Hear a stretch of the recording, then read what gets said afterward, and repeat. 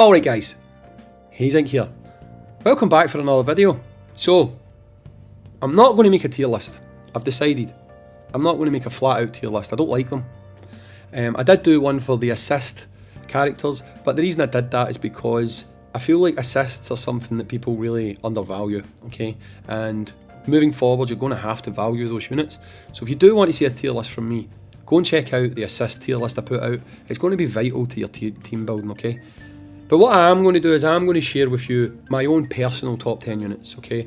I'll give you the reasons why I think these are the top 10 units, and if you agree, then maybe they're units you want to invest in. But I just want to make clear at this stage, they're my personal top 10 units, and I'll give my explanation as to why I think they're so good. And hey, if you want to call that a tier list of the top 10, feel free, but they're my personal picks, right? And if the video title says top 10 units, it's true, they're my top 10 units. So let's start. I'll do it in order, starting from number 10 until we get to number 1. People who don't know me might already know what I'm going to choose for the top, but you might be surprised, who knows. Anyway, let's get into this. Let's start off by talking about the first unit that I'm going to rank. So coming in at number 10 in my top 10 is going to be Mayor Cody, right? Mayor Cody's massively undervalued. However, I do have to make a strong caveat here, right? I've got him on number 10 because of his assist ability. I'm not going to lie about it, that is why he's there, okay? This guy is absolutely amazing in that assist position. If you are fighting someone, Mayor Cody is going to increase your damage. He is going to target a specific person. And if you win, because he gets higher stats, you get higher stats. All in, this guy is going to help take your DPS characters to new levels. They're going to make them do more damage, they're going to be more effective, and if you're fighting a boss, there only is one character. Obviously you're not going to win, because most of these bosses, like guilds and stuff, and if you're in the guild raid thing, you tend to not kill, well, you don't kill Mecha Zangief, but you're still going to have that increased damage against him for the entire duel. That is clutch. I'm telling you right now, that is clutch. So if you stick this guy onto a character who's got like high crit, stuff like that, he's going to add 15% extra to their actual damage output. This is enough for me to justify him being number 10 on my list. He might have been higher if I didn't have 9 other characters I'm putting above him, but he's certainly not going to be lower. Mayor Cody for me is massively slept on. He is massively disrespected. He's a cool looking dude. He was in a cool standalone game, Final Fight, and hey, Street Fighter Alpha series is my favourite series in the Street Fighter games. So Cody, you get it for me, mate. You're in. You're right here, number 10 on the list. And it's actually quite funny because of who is number 9 on the list as well. So hey, let's go. Don't judge me for my gear. I'm currently like hot swapping between people to do certain things. But coming in, number 9, and strong number 9 on this list, is going to be Cody's buddy, Guy. That's right, the Final Fight boys are sitting right next to each other, right on that list. And Guy is coming in at number 9 for me. Guy might seem like he's ranked a little bit low. Let me just explain. On my list, the top 10 is hard to get into. So Guy being number 9 is no disrespect to Guy, right? Guy is on here because not only is Guy great at attacking the backline, I mean, that can be clutch. But again, for me, his assist is just so damn good. Guy, basically, if you knock an enemy down, he will use, he'll go out, poof, he flies out, ah! He does 205% extra damage, and he increases the crit rate and pressure by 10%, and it lasts for 10 seconds. That doesn't sound like a lot, but when pressure means that attacks can't be dodged, when your crit rate is increased, you're going to land those critical hits a lot more often, you're going to do a lot more damage. He's clutch. He's clutch. I mean, obviously he's got the little caveat of that you need to knock out an enemy before he comes in, right? So, technically speaking, Cody's will always be on, right? This needs to switch on kind of thing. But this guy's better as a unit than Cody. Like, to put in your team, in my opinion, this guy is better, more used as a unit in a team than Cody is. Cody only for me has his assist going for him. This guy has his assist and he actually has his unit ability as well. So for that reason, Guy, you're my guy, you're coming in at number 9, and I'm now starting to wonder, are we going to get Hagar? Hagar was in Street Fighter Alpha, wasn't he? Was he in Street Fighter 4? Don't think he was. Maybe we won't get Hagar. Anyway, we're not going to complete the Final Fight trilogy, which is sad. But, Guy, you're my guy. Number 9, stay there, be happy. Let's move on to number 8. So, moving on to number 8 in the list is where things are going to start getting a bit spicy, right? Now, I need you guys to remember, this is my personal list. I'm not declaring these units the greatest of all time, the worst of all time, or anything. I'm talking about me, my usability, how I've kind of had a relationship with these characters moving throughout the game, how they've worked for me and how I've used them. The character I'm about to put at number 8 on the list, starting out, if I'd made this list too early, I would have put this character a lot higher. But now, I'm not going to put this character as high, okay? It might cause some controversy, but I'm doing what I'm going to do. I'm putting Judy at number 8 in the list. Now, I like Judy. I really, really do, right? I'm going to need to put more investment into her fighting spirit. And with more investment in her fighting spirit, I'd maybe put her higher, right? Because I know what she can do. I know that she can basically sit on the back line, not be a glass cannon because she's not sitting out there taking damage. And I know that she is going to do more damage. However, her glass jaw is just so fragile. It really is that for me it pushes her down. It really does. She's great at dishing out attacks. She is great. But without survivability, you don't always have the opportunity to take advantage of that. And for that reason, I would be doing a disservice to other characters if I was to say to you that I rank Judy higher than 8th currently. Again, I love the unit. I play her in Street Fighter. It's one of the, outside of Ryu and Ken, she tends to be one of the characters that I gravitate towards. But in this game just now, she's really fallen off for me. Even her assist, while it's okay, it's not fantastic. For me anyway. I do think she deserves to go above Guy and Cody. However, I can't really put her above any of the characters I'm about to talk about in a couple of minutes. So, as it stands just now, for me, Judy, you are number 8 on this list. Sorry, it's just how it is. So for me worrying about people thinking that take was going to be a bit spicy, we're definitely about to enter into like spicy territory where people are going to be massively confused about the character that I'm about to put into 7th place. I truly believe that this character for me deserves to go in 7th place. I'll give you my reasons why. And 7th place is quite high, I told you, it's a high bar. But you're going to be upset. For me it's Beast. Let me explain. Progressing into the game, Beast has one thing for me. One thing. Speed. You use Beast if you want to go first, basically. Right? Yes, you can use Beast to cheese interrupt. You can spend a lot of time doing that. Obviously, it's RNG, timing, all that other stuff. You can do it. It doesn't work all the time. But you're better off building more long-term strategic plans to beat things, okay? I find myself more often than not, if I need to use Beast, he goes on the top line, gives me additional speed to make sure I start the battle. If he's in my front line, it's literally usually just because the other team's got a Beast. And I need to put Beast in there just to make sure my units go before their units. And technically, during those battles, I'm dishing out less damage because I have literally put Beast in there just to make sure I can go before them. So, to me, he's a one-trick pony that I'm using him for one function, which is speed. However, that is so vital in some circumstances, it's the reason why he's not lower on my list. Okay, so while 7th might seem a bit low to you guys, for me and my usage and how I use him late game, 7th is actually very, very strong, especially with the other 6 characters that we're about to talk about. Beast, fantastic unit. Later game, you tend to gravitate towards other units, and you will still need this guy though for the ability to kind of go first, okay? Other units can do it, but this guy he does it pretty well, makes it pretty easy. You don't need to mess about too much with team building to take advantage of him. So for that reason, Beast, you're coming in at 7th. We've only got 6 to go until we get to the top.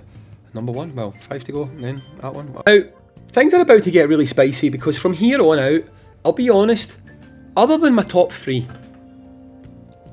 I would argue that other than my top 4, I would argue that my 6 and 5 could be pretty interchangeable, to be honest. My top 4 is locked. Absolutely locked. 6 and 5, I mean, I'm going to declare one 6 and I'm going to declare one 5, but I could just really swap them either way. Anyway, 6 and 5 is Gen and Fashion Sakura, right? I'm not even going to go into them. I feel like I want to discuss these as one. 6 and 5 is Fashion Sakura and Gen. Gen or Fashion Sakura. I'm not committing to one or the other, right? Because ask me one day, it could be one. Ask me the next day, it could be another. Gen, admittedly, I slept on quite a bit. Gen's fantastic. Fantastic. He's great. So much damage, cutting out the wazoo, just amazing. He's amazing. And since they fixed Fashion Sakura, she's a damn lot better than she was. She was good. I thought she was good. Now she does what she's supposed to do. She's even better, you know. She's healing when she's in the assist slot. She's like just nullifying damage at certain points and healing, and she's great. It's really hard to pick one out of the two of these, so I can't. 6 and 5 is Gen and Fashion Sakura, or Fashion Sakura and Gen. I mean, you've got Gen with his shadow guy thing. That shadow guy goes on the back line, so if they've got an attacker who attacks your back line, he's attacking the shadow, you know, and it's leaving your other units alive. There's so many strings to that make him really good. And again, Sakura is exactly the same. I mean, she's a legendary character. She doesn't need investment, because you just take that investment from trash characters you don't use, or characters who you don't think you need to put on the same team. She's got great kit. For me, 5 and 6, 6 and 5, doesn't matter. Gen and Fashion Sakura. I know I sat in the fence a wee bit there, but it's really difficult for me to say. I mean, if you put a knife to my throat and told me to choose, I'd probably put Gen 6, Fashion Sakura 5. But then, if you asked me 2 days later, I'd probably put them the other way about. So what's the point in committing? That's it. Top 4 is where it's at. Top 4 is important. I will not be swayed on the top 4. Although it's quite difficult. Here we go. Because of the way the characters are spread about, I've had to do cuts up to now, but this time I don't need to, because I can literally see them all on the same grid, and I can just without cutting. So let's start off by number 4. Right, number 4 for me, pretty easy to be honest. It's Elena. Crazy discussion in Discord last night that Elena was trash. Don't get me wrong, like most people were saying that's just not the case. About how damage is where you should go. You don't need... I'm going to make a whole video about it, to be honest. But basically, yeah, Elena's clutch. I mean, straight up clutch. Elena is literally a unit that can make you get that one more turn. And that one more turn is often all you need to win a battle. That is it. I mean, if you have a character in your lineup who is literally helping you to continue in a fight, and continuing in that fight is allowing you to progress, grow stronger, grow more, then to me, she's vital. She's been vital to me in my builds. I very rarely drop her. I do occasionally, which is why she's not higher than 4. But I very rarely drop her, and for that reason and that reason alone, Elena easily deserves to be top 5. She's actually 4th, so I won't hear this slander that she's not good long term. Nonsense. I mean, what's long term? I'm on chapter 34 now, and she's still vital, so where do you draw the line? Where does long term kick in? Because she's certainly been vital so far.